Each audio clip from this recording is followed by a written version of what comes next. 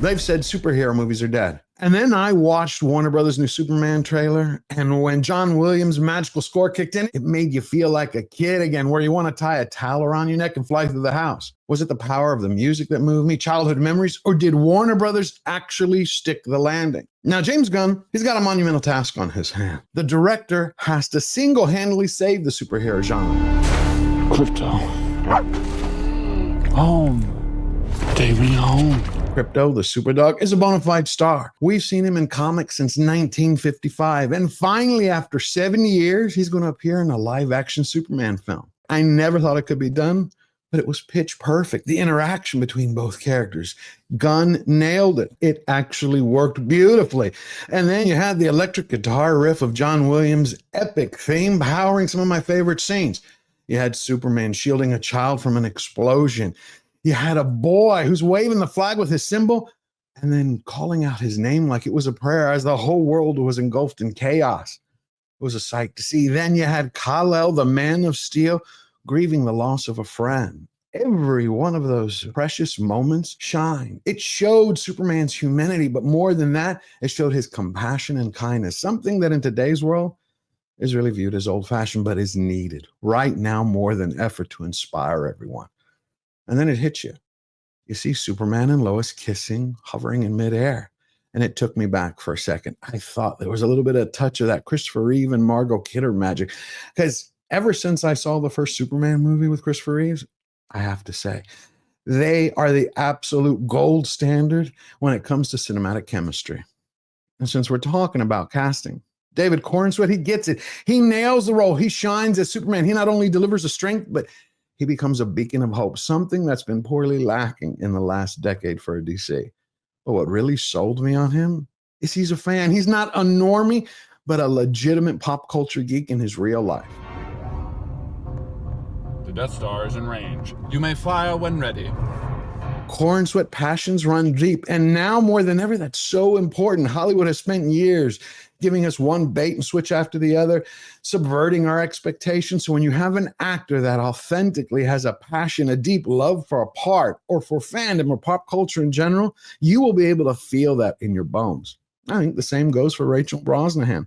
She's going to be a great Lois Lane. No insult to Amy Adams, but she never sold me. She didn't do it for me. I didn't see her as filling the shoes of Lois quite perfectly. And like every other Superman story, you need a villain. My favorite Lex Luthor started with Gene Hackman and Kevin Spacey, but now we're going to get Nicholas Hoult. And ever since I saw him in Mad Max Fury Road, that guy has talent to spare. When you watch him in this teaser as he erupts in rage, that is pure Lex Luthor, period. But here's what I hated, what made me wince. Characters. There are too many damn characters. You got Nathan Fillion as Guy Gardner with a ridiculous bowl cut that Gunn gave him. I know what the director was trying to go for.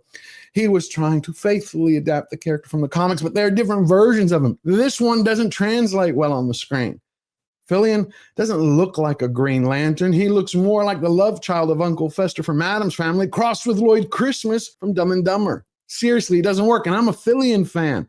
It's the same with Isabel Mercedes. I loved her in the film Sicaria, and she looks spectacular as Hawkgirl. But it's not necessary. She's not needed. When she's going to do a solo film, I'll be there. In the Justice League, absolutely, I'll buy a ticket. It's the same way with Mr. Terrific. He looks terrific. But Adi Gassegi, another actor who's got a lot of talent and he's underused in Hollywood, is unnecessary, like a third wheel on a unicycle. This is supposed to be a solo Superman story. That's what Gunn initially said. He wasn't going to stuff the film with so many characters in order to connect all the DCU, do the whole world building thing. He was like, they're going to be independent of each other.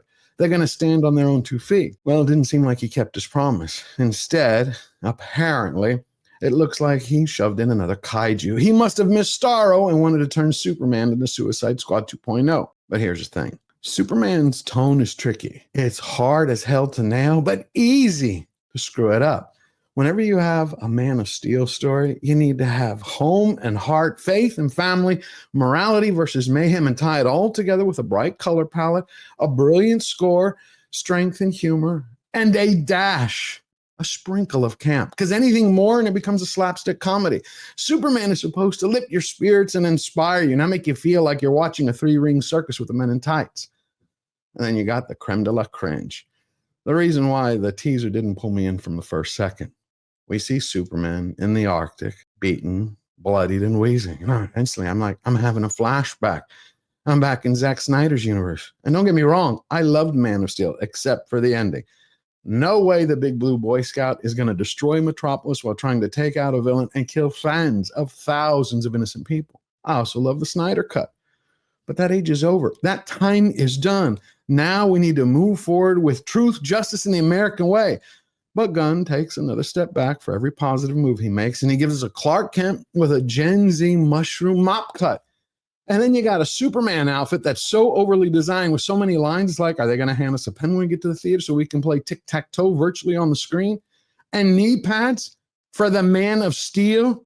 Still, it's early, and the director has time to make changes. Hopefully, he listens to the fans. But despite anything that annoyed me here, the teaser with only 6 words of dialogue and one perfect slow motion scene gave me goosebumps. Unlike Snyder's slow-mo obsession, Gunn delivered a moment that felt not only authentic, but earned. And that gives me hope. And that is exactly what Superman is all about.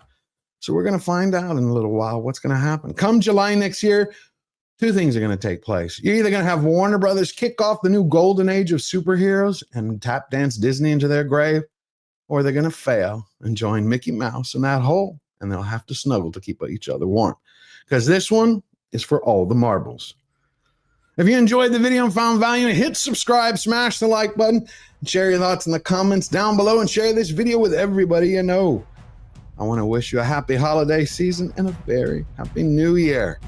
To win every battle and stay true to yourself, all you have to remember is we never bow down, we never bend the knee. Always forward.